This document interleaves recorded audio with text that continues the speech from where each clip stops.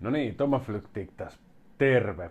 Mä oon pitänyt vähän hiljaiseloa tuolta somen suunnalta ja syynä on se, että viime kuun lopussa mulla alkoi kesäloma ja toisin sanoen se alkoi vähän aikaistetusti.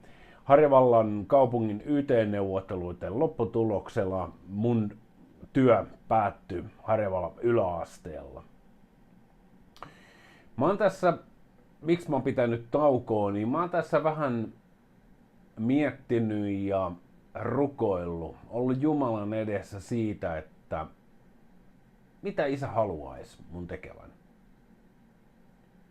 Mikä on se asia?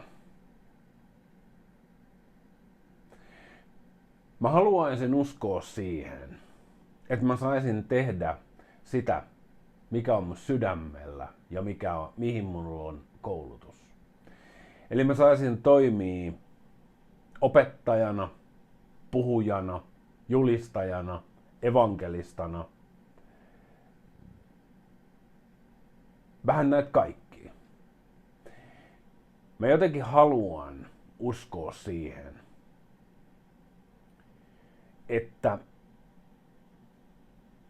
isä tulee kuljettamaan mua eteenpäin tällä saralla. Sen tähden mä teen tämän postauksen, että mä pyydän sulta, rakas ystävä, mä pyydän siunaamaan, rukoilemaan ja mahdollisesti, jos jotain tulee mieleen, niin auttamaan minua, meidän perhettä, pääsemään yli tästä vaikeasta ajasta. Mitä ikinäkään tapahtuu, niin Jumala on siinä mukana, mutta mihin suuntaan tämä tie lähtee menemään?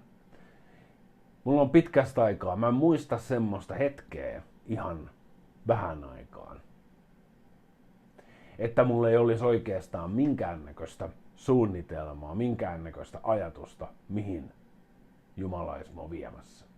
Mihin isä on kuljettamassa. Mutta tällä hetkellä, rakas ystävä, tämmöinen tilanne on. Ja mä odotan, että joku ovi aukeaa. Me nähdään se tässä kesän aikana, mikä ovi tulee aukeamaan. Muista rukouksella meidän perhettä ensisijaisesti, mutta toki myös mun työtä. Siunausta sun elämää ja rakkautta isän läsnäolossa.